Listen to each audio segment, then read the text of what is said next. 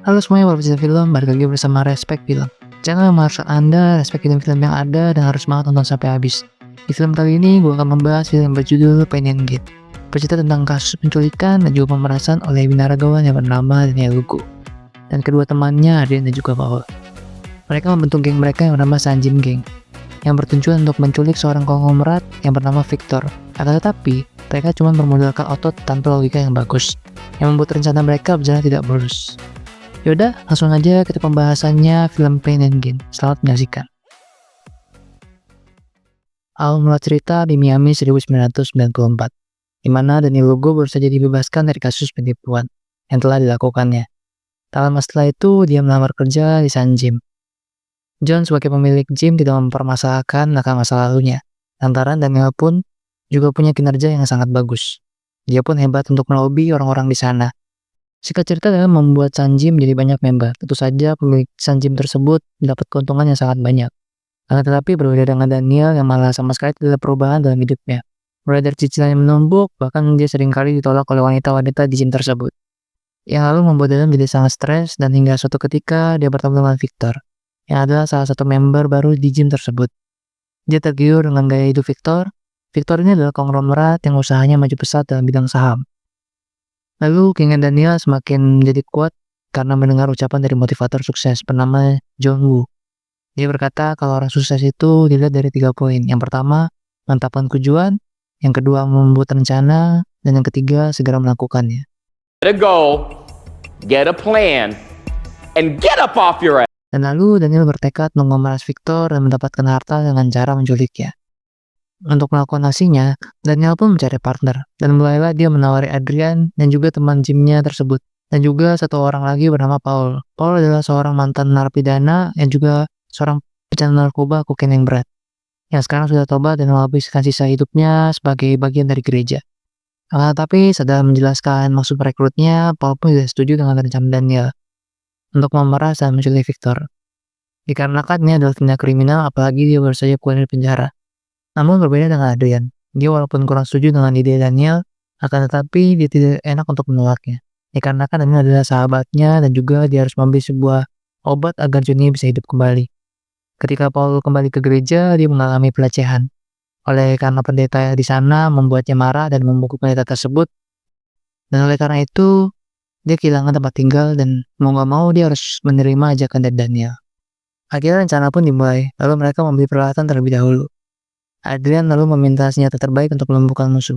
Tapi ujung-ujungnya yang mereka beli malah cuma alat strum saja. Yang parahnya mereka langsung mencobanya ke penjual senjata tersebut. Strategi pun dipersiapkan oleh Daniel. Dengan yakin dia menjelaskan dengan detail ke kedua temannya.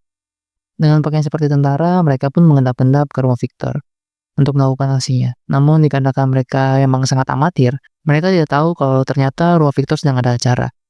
Lalu mereka kaget dan panik dan langsung balik arah untuk menggagalkan rencana bodoh mereka pada hari itu. Esok harinya mereka membuat lagi rencana mereka, di mana rencana mereka ingin langsung menculik Victor saat dia sedang berbelanja di supermarket. Dan lagi-lagi rencana mereka gagal saat Paul salah mengincar mobil. Akhirnya Victor pun lolos lagi. Tamu rencana kembali gagal dan Daniel pun tidak mengajak Paul di rencana selanjutnya. Dan benar saja akhirnya rencana tersebut berhasil dan dengan sangat mudahnya Victor berhasil dilumpuhkan dengan senjata listrik mereka. Dan lalu mereka membawanya ke tempat markas mereka. Dan lalu mereka mengikat dan menutup mata Victor. Akan tetapi dikarenakan Victor ini terus merengek-rengek, yang awalnya mereka merencanakan ingin menculik tanpa kekerasan, akan tetapi seperti tidak bisa. Dan akhirnya Daniel pun hilang kendali, dan hal itu berakibat fatal dikarenakan Victor bisa mengenali bau dari Daniel. Dan esok harinya, Paul pun ditugaskan untuk ke kantornya Victor, untuk mengambil surat-surat penting dan mengambil apa saja barang berharga di sana. Dan juga Daniel menyuruh Victor untuk menghubungi keluarganya untuk tidak mencarinya dan pulang ke kampung halamannya. Dan agar tidak dicurigai, Daniel bilang harus menjaganya secara bergantian, dan sisanya mereka harus menjalani aktivitas seperti biasanya, seperti bekerja dan melakukan aktivitas lainnya.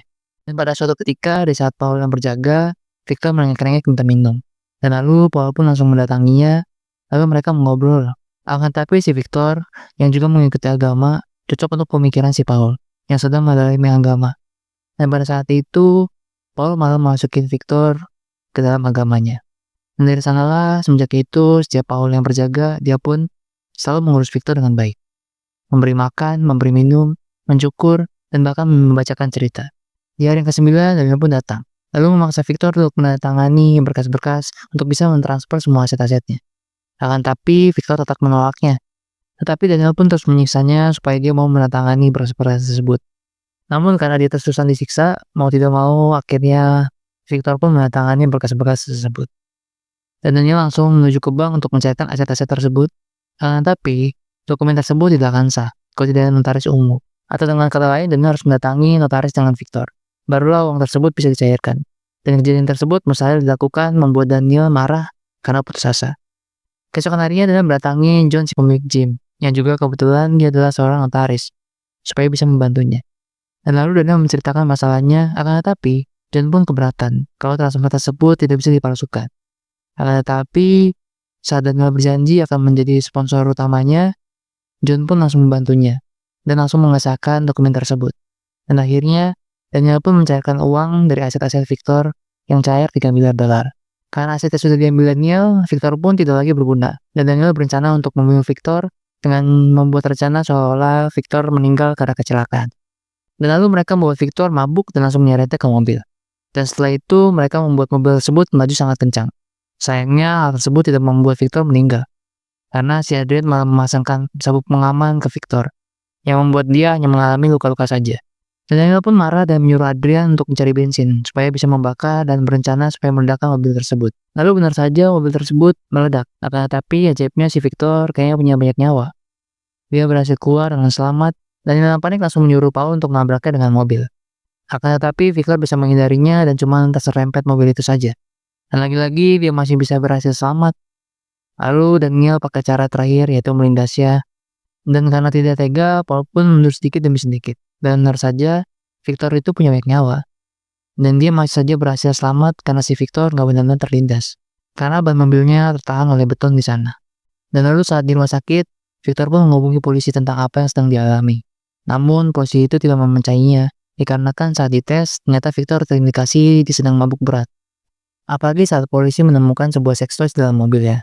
Dan malah, polisi tersebut menyebutnya punya masalah dengan para homo. Dikarenakan omongannya tidak dianggap oleh polisi tersebut, Victor pun menelpon seorang detektif yang bernama Ed Boyce. Namun saat Victor menceritakan masalahnya, dia pun masih tidak percaya kepada Victor.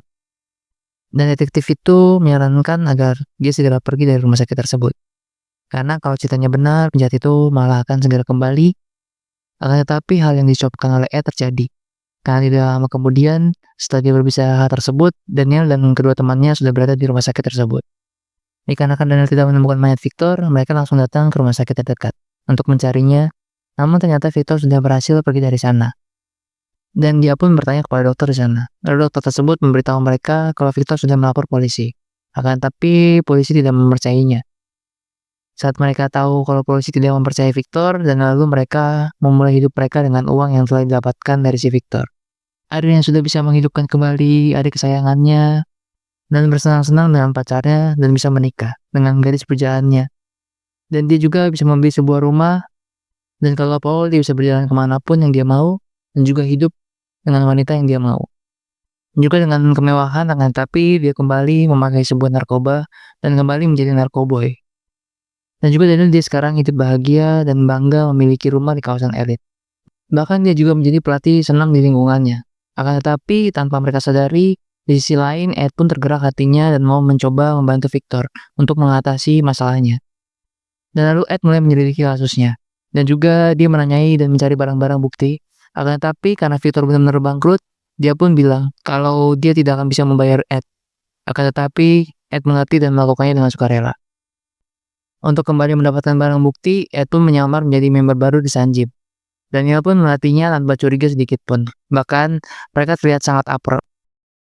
Suatu ketika, Victor pun menelpon John dan marah-marah kepadanya untuk meminta semua uangnya yang telah diambilnya. John yang panik mencoba bertanya di mana Victor berada. Dan John menceritakan kepada Daniel. Lalu Daniel lumayan cerdik dan langsung mencoba menelpon balik untuk mengetahui dari mana asal telepon tersebut. Dan ternyata telepon itu dia dapat dari hotel yang gak begitu jauh dari tempat gym tersebut. Daniel pun langsung pergi dan akan tetapi saat sampai di sana ternyata Victor sudah berhasil melarikan diri. Dan lalu Daniel bergegas ke tempat dia menelpon sebelumnya. Dan dia tahu kalau Victor sudah bekerja sama dengan seorang detektif. Dan setelah melihat fotonya, ternyata member gymnya. Daniel yang marah mencoba untuk membalaskan apa yang detektif itu lakukan kepadanya. Akan tetapi, sampainya di rumah Ed, Daniel pun melihat Ed diantar oleh beberapa polisi. Melihat hal tersebut, Daniel pun langsung mengurungkan niatnya. Padahal mobil polisi tersebut hanya kebetulan mengantarkan Ed pulang ke rumahnya. Dikarenakan mobil Ed mogok, tak mau masalah semakin rumit, lalu Daniel mencoba menghilangkan barang bukti. Akan tetapi, karena dia hidup cuma dari duit yang dicurinya, lama-lama duit tersebut pun habis. Nah, dari sana pun Daniel kembali merencanakan kejahatan dengan ingin menipu raja porno yang bernama Frank Griga. Dan sampai di sana, mereka bertiga meyakinkan Frank dengan penampilan meyakinkan.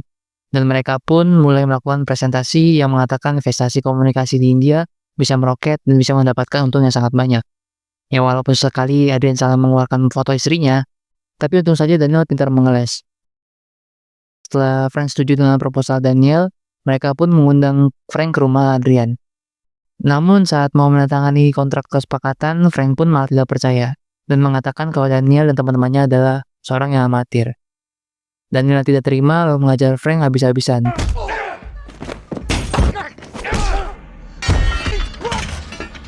Hingga dia tidak sengaja menghabisi nyawa Frank.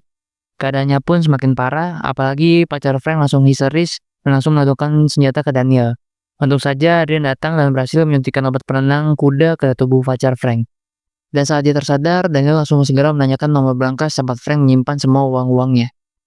Dan setelah apa yang mereka inginkan didapatkan, mereka pun membagi tugas. Daniel dan Paul akan mengambil uang ke berangkas, serta Adrian ditugaskan untuk membersihkan kekacauan yang terjadi sebelum istrinya pulang. Sayangnya setelah sampai, ternyata nomor berangkas yang diberikan ternyata salah. Dan saat kembali ingin menanyakan, ternyata wanita itu sudah meninggal karena overdosis. Daniel pun yang bingung dan panik langsung membawa mayat Frank dan pacarnya ke markasnya. Dan mereka berencana untuk memutilasi mayat-mayat itu. Karena Paul tidak berani memotongnya, akhirnya ditugaskan untuk membakar potongan tangan dan kakinya, supaya sidik jarinya tidak bisa dikenali lagi oleh polisi. Dan betapa bodohnya dia malah membakarnya di depan markasnya, dan bisa dilihat semua orang. Dan setelah selesai, mereka pun membuang mayat tersebut di sungai dengan dimasukkan ke dalam drum. Dan lalu Ed yang sedang menyelidiki kasus itu mendengar kasus baru tentang hilangnya Frank dan pacarnya. Ed yang tahu betul apa yang terjadi kemudian langsung bilang kalau mereka sudah dibunuh. Dengan semua bukti-bukti yang ada, akhirnya Daniel dan teman-temannya ditetapkan sebagai target.